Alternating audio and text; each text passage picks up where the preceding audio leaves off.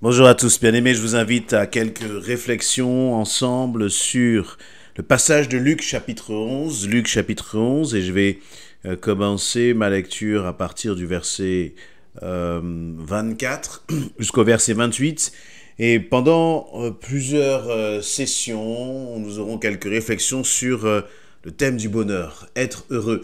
Et je voudrais partager dans les prochaines sessions, ce que la Bible nous dit en fait sur ce mot heureux et quelques versets clés qui nous est partagés. Et justement là dans ce passage que je vais lire, Dieu, Jésus plus exactement, donne une clé juste sur comment être heureux. Alors il nous est dit, lorsqu'un esprit mauvais, donc c'est Jésus qui parle à partir du verset 24, lorsqu'un esprit mauvais est sorti de quelqu'un, il erre çà et là dans les lieux déserts à la recherche d'un lieu de repos. Et il n'en trouve pas. Il se dit alors, mieux vaut regagner la demeure que j'ai quittée. Il y retourne donc, il la trouve balayée et mise en ordre. Alors il va chercher 7 autres esprits encore plus méchants que lui et il les amène avec lui. Ils entrent dans la demeure et s'y installent. Finalement, la condition de cet homme est pire qu'avant. Verset 27. Pendant qu'il parlait du milieu de la foule, une femme s'écria « Heureuse la femme qui t'a mis au monde et qui t'a allaité. » Verset 28. Mais Jésus répondit, heureux plutôt ceux qui écoutent la parole de Dieu et qui y obéissent.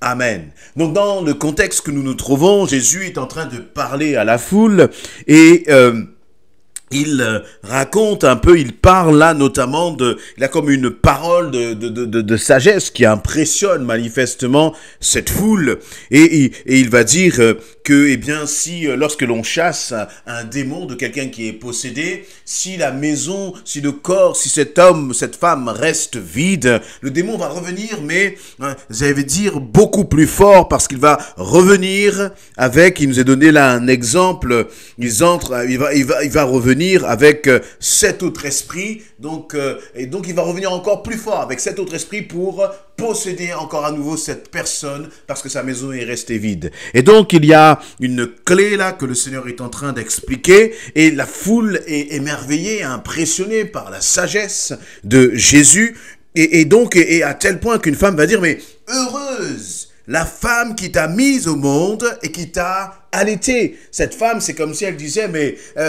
on doit être, qu'est-ce que ta mère, c'est comme si elle disait à Jésus, qu'est-ce que ta mère doit être fière d'avoir mis au monde un homme tel que toi, qui a une telle sagesse, qui parle d'une façon si impressionnante, qui confond même la sagesse des hommes. Et Jésus va répondre à cette femme. Et à tous ceux qui sont là autour, heureux plutôt ceux qui écoutent la parole de Dieu et qui y obéissent. Et j'aimerais que nous puissions justement, mais ce passage m'interpelle, je ne prétends pas là comprendre toute la pensée de Jésus, tellement je crois qu'elle me dépasse. Mais en tout cas, ce que je peux saisir là et que le Saint-Esprit met sur mon cœur, c'est que premièrement, voyez, parfois nous pouvons être fiers de beaucoup de choses. Tu peux être, si tu es mère ou père de famille, tu peux être fier de la réussite de tes enfants. Tu peux être fier du métier qu'ils vont faire, de la famille qu'ils ont fondée, de la carrière qu'ils auront embrassée. Et si tu es une femme mariée, tu peux être fier de ton époux. Si tu es un homme marié, tu peux être fier de ton épouse. Tu peux être fier de ta propre réussite, de ta propre carrière. Nous, en tant qu'humains, nous pouvons être fiers de beaucoup de choses. Et nous mettrons même notre bonheur dans toutes ces choses qui sont pour nous des éléments de réussite, des signes de réussite.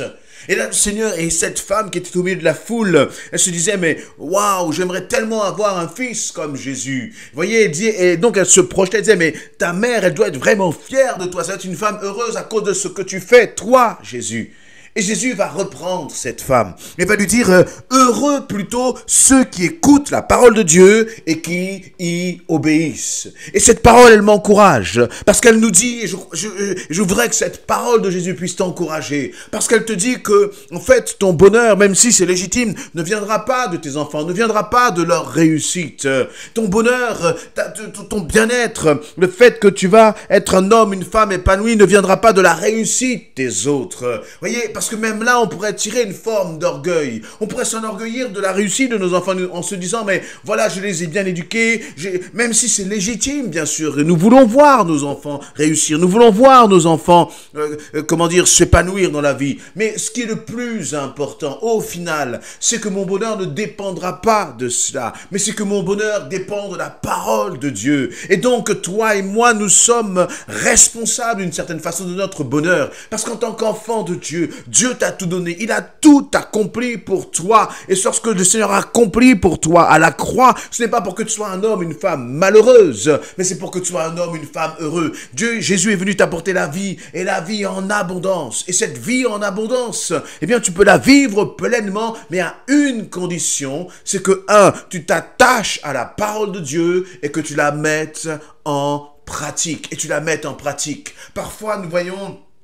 Il y a tellement justement de circonstances autour de nous qui sont difficiles, que toutes ces circonstances nous volent la paix, la joie et le bonheur dont l'Éternel est en train de parler. Et c'est pour ça que nous avons besoin de revenir à la parole de Dieu. Et qu'est-ce que tu vas trouver dans la parole de Dieu qui va te rendre heureux? Eh bien, tu vas trouver des promesses pour ta vie. Tu vas trouver des paroles d'encouragement. Tu vas trouver des paroles qui vont booster ta foi. Et peut-être que justement, si tes enfants traversent des moments difficiles, peut-être que tes enfants traversent des situations difficiles, prennent des mauvais chemins, des mauvaises décisions, eh bien en lisant la parole de Dieu, eh bien le Seigneur va encore t'encourager et te dire, mais ce n'est pas terminé, il y a encore, je n'ai pas dit mon dernier mot, va te dire le Seigneur, mais pour cela il va falloir t'attacher à sa parole. Et peut-être que même tu voudrais des enfants et que tu n'en as pas et que tu te dis, bien je ne peux pas être heureux si je n'ai pas d'enfants. Je crois que c'est un mensonge, je crois que ce n'est pas la réalité. La réalité, c'est ce que Jésus est en train de dire. Il dit, heureux plutôt ceux qui écoutent la parole et qui y obéissent. Est-ce que ta vie est soumise à la parole de Dieu?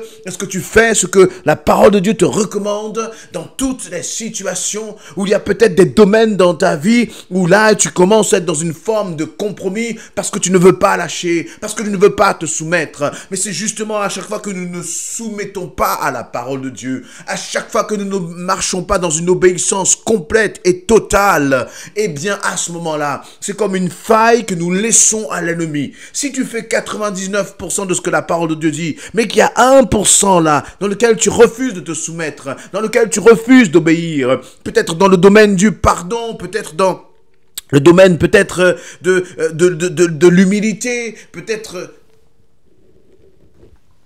dans le domaine du pardon, de l'humilité, eh bien, c'est par là que l'ennemi va pouvoir attaquer. Et donc, si tu veux être un homme, une femme pleinement épanoui, et nous en discutions là dans un échange avec des frères et sœurs célibataires, c'est que ton bonheur ne dépend pas du fait que tu sois marié ou pas, ton bonheur ne dépend pas du fait que tu aies des enfants ou pas, vous voyez, parce que là ce serait comme hypothéquer ton bonheur, ce serait mettre comme des conditions sur ton bonheur. Mais là, la seule condition que Jésus donne pour être heureux, c'est d'écouter la parole de Dieu, c'est-à-dire de prendre le temps de la méditer, de prendre le temps de te demander, Seigneur, par rapport à ce que je viens de lire dans ta parole, qu'est-ce que je peux mettre en pratique? Comment je peux le mettre en pratique? Et lorsque tu commences à avoir cette attitude, alors c'est comme s'il y avait des ténèbres qui commencent à reculer sur ta vie pour laisser justement la paix de Dieu descendre sur ton cœur.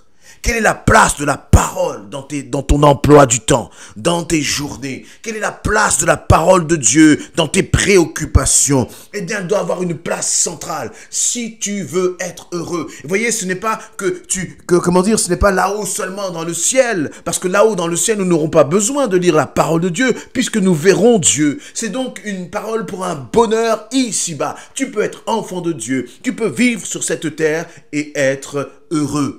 Mais encore une fois, la source de ton bonheur ne sera pas ce que tu as, ce que tu possèdes, ce que tu vis, mais la source de ton bonheur sera, eh bien, l'obéissance, la mise en pratique de la parole de Dieu. Tu veux être heureux? Cherche la parole de Dieu. Tu veux être heureux? Cherche à mettre en pratique la parole de Dieu. Il ne suffit pas de l'apprendre par cœur. Il ne suffit pas de connaître des versets par cœur ou de pouvoir les réciter de A à Z, de Z à A. Voyez? Non, ce n'est pas suffisant. Ce qui est important et fondamental, et je dirais même qu'il vaut mieux connaître peu de versets et les mettre en pratique que d'en connaître beaucoup et ne jamais les pratiquer dans ton quotidien. Soumets-toi à la parole de Dieu. Fais ce que le Saint-Esprit te demande de faire. Et à chaque fois que tu feras ce que le Saint-Esprit te demandera de faire, tu verras, peut-être que parfois ce sera un peu difficile au départ. Et c'est normal, parce que ta chair, tes désirs n'ont pas envie de mettre en pratique la parole de Dieu. Et vont plutôt t'emmener à faire l'opposé de ce que Dieu te demande. Mais lorsque tu laisseras le Saint-Esprit dire en toi, dire je ne vais pas faire selon mes envies, mais je vais faire selon ce que Dieu me demande de faire. Je vais m'humilier, je vais demander pardon, je vais renoncer peut-être si le Seigneur me demande de renoncer. Alors là tu verras, le bonheur va commencer à descendre dans ta vie.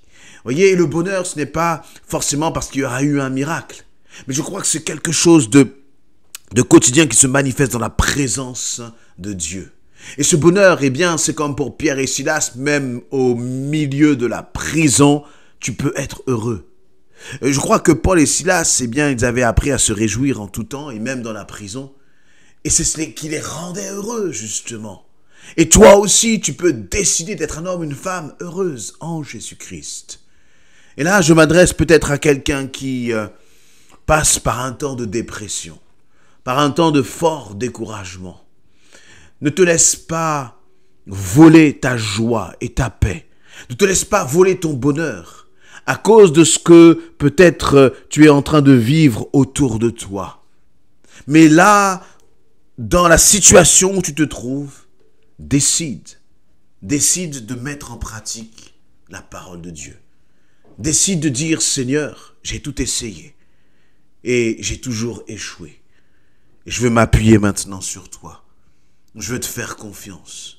Je crois que, Seigneur, cette parole, elle est rédigée pour ma vie. Je crois que la Bible, ce n'est pas simplement un livre, j'allais dire, de belles histoires, un livre de recommandations, mais c'est plutôt la clé de mon bonheur, la clé de mon épanouissement.